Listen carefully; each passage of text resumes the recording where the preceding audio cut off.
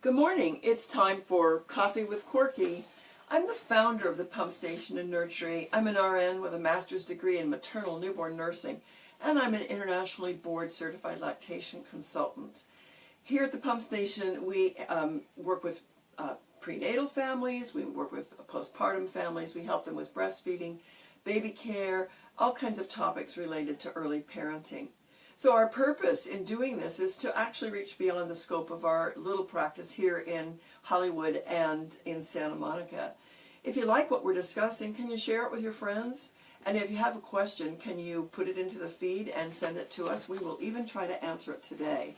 Today, we are talking about the diet of a breastfeeding mother and how that impacts her baby. So what are the things we're looking at right now? In Los Angeles this weekend, it was really hot.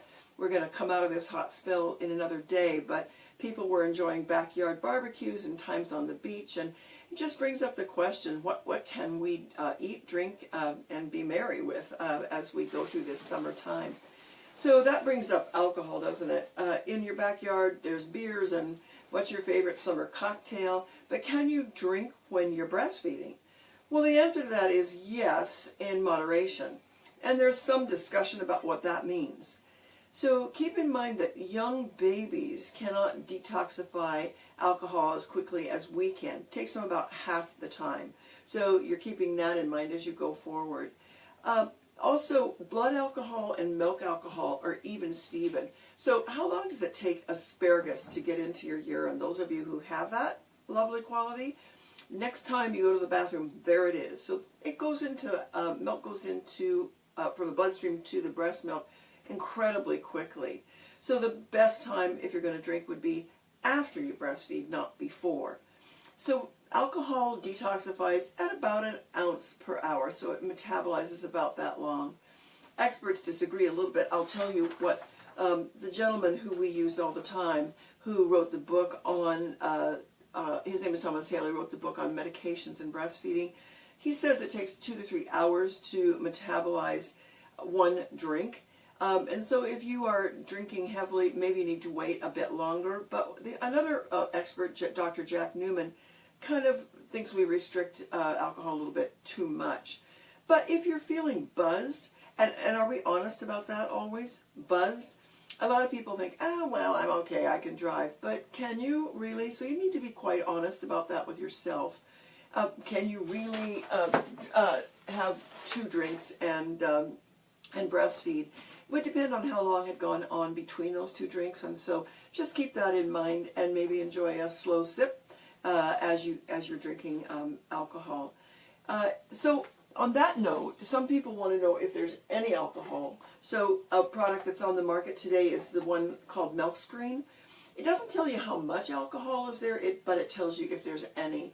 And some parents really prefer that. So it's a dipstick, and like a pregnancy test kind of, it's just a little dipstick, and it'll tell you if there's any alcohol in your milk at all.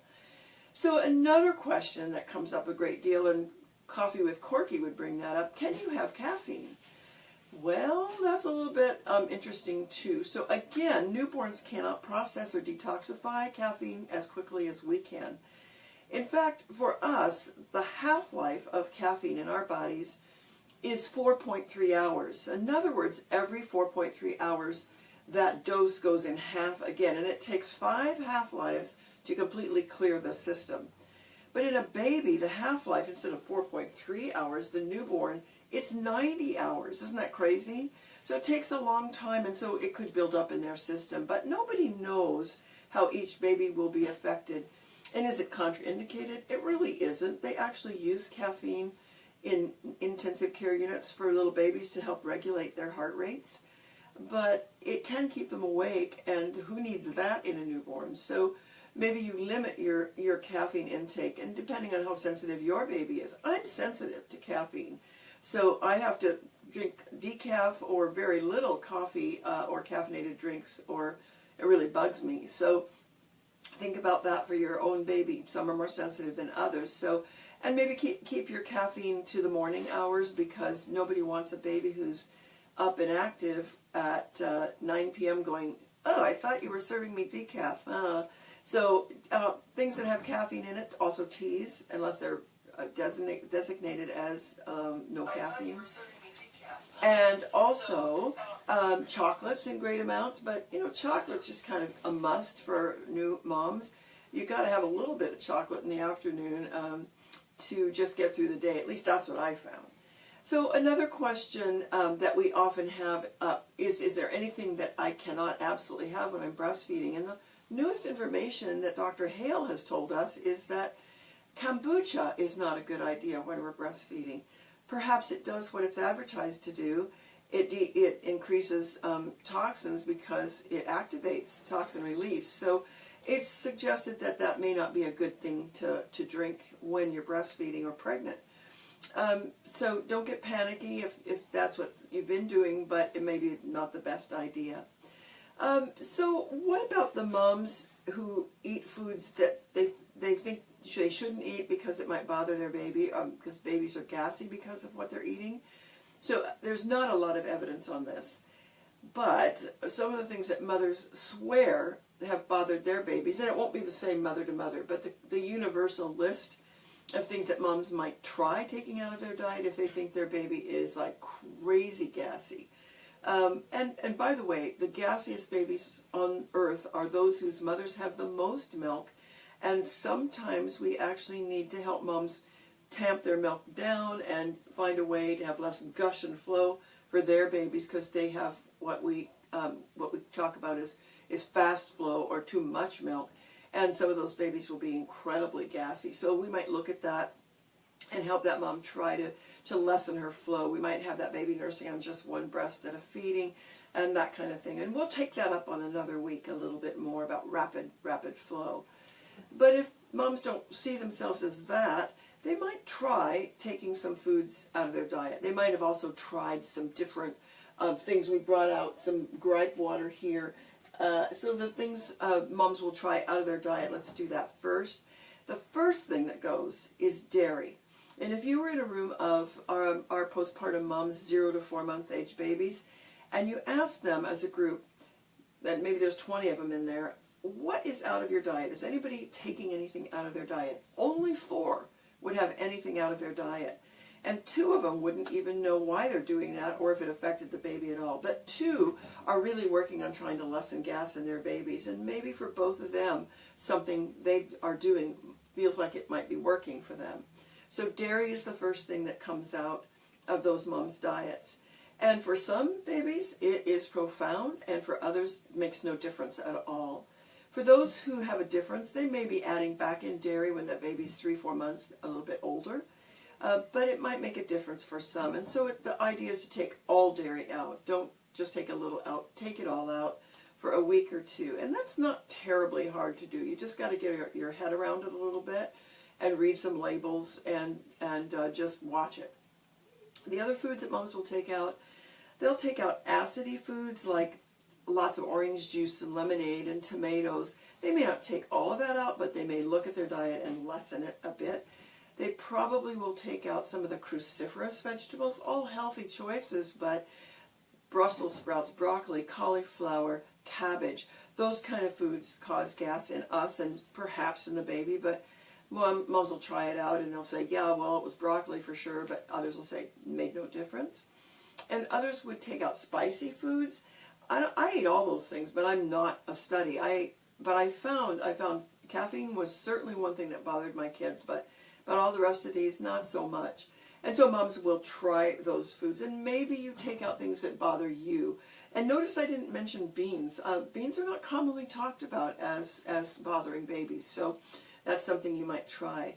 Another thing to remember is that some babies truly will be allergic to a food that comes through their mother's milk.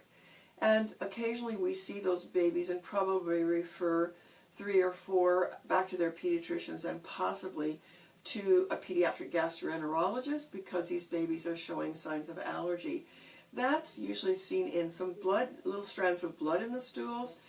Also, they might have an eczema reaction, and so that list is huge.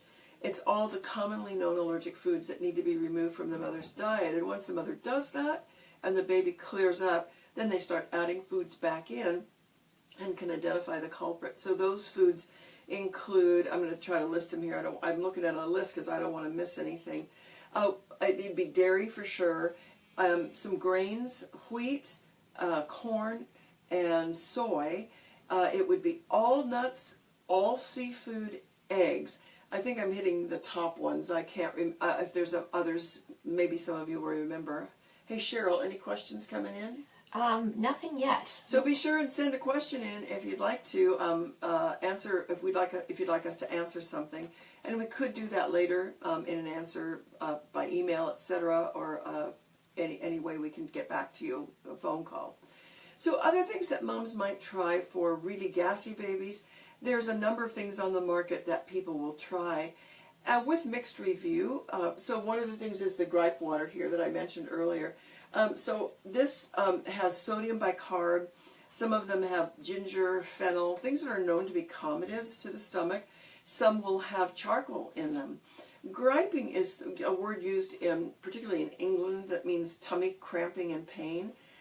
So what do parents say about this? Well, they sure try it, but they're kind of mixed. Maybe it helps sometimes, doesn't always help. So it's not something we would say, oh, you gotta have it. But certainly it's something to try. Another thing they will do, and their pediatrician might recommend, is Milacon, which is Gas X for babies. Does it work sort of the same? Moms will say, dads will say, I think so sometimes, but not always. Not a lot of evidence-based information on that, but the one thing that does have evidence on it is probiotics for babies. So probiotics have been shown to help some babies have less gas and be more comfortable, so that's really worth a try. Sometimes they have dairy in them, although the companies that make them say it's not really, it's a culture, but it isn't like regular dairy.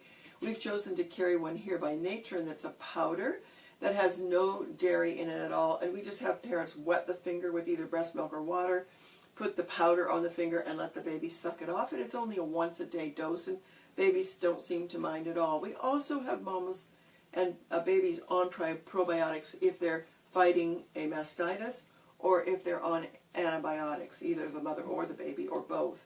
They should be on a probiotic. It helps build that digestive tract, less chance of things like thrush, yeast infections, etc.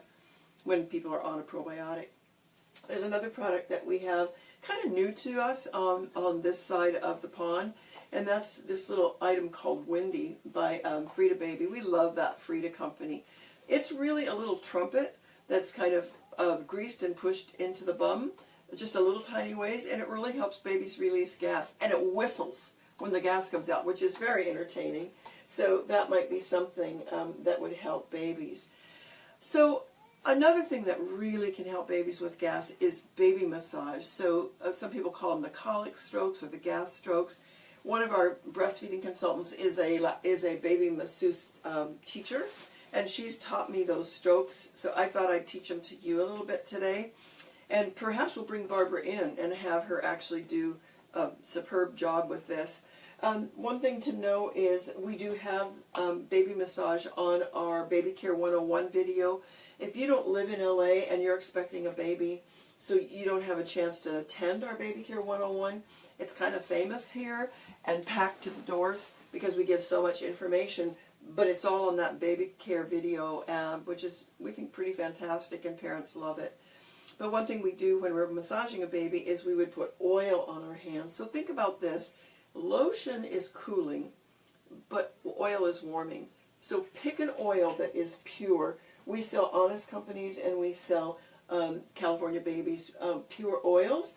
You could use olive oil, but maybe something, don't use like a mineral oil because that's a petroleum-based product and baby skins will absorb those products. We're also going to do a session on skincare for babies one of these mornings. But you can put a little bit of oil on your hand. And I would naked, this baby's not very pretty naked, so I'm going to pretend that she's naked. But you're going to make her naked and lay her on something where if she does have a little poopy going on, it's going to be captured. And you're going to show her your hands and say, Mama's going to touch you or Daddy's going to rub your tummy. By the way, any kind of massage on babies is delicious and yummy and they love it. Don't forget to massage their little bums. And don't do this if they're already screaming. It's not going to be helpful. But if they're a little bit quiet, you can do this. So the first stroke is called paddle wheel. And I'm going to do the edges of my hands kind of like scooping sand. So I'm going to put the oil on. If the cord is still on, you have to start below the cord. But if the cord is off, it's below the rib cage. And so I would want this baby's legs out flat. And I'm just going to paddle.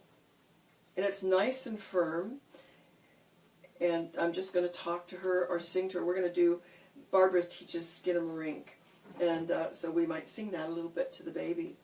Now I'm going to teach you the second stroke, which is probably the hardest one.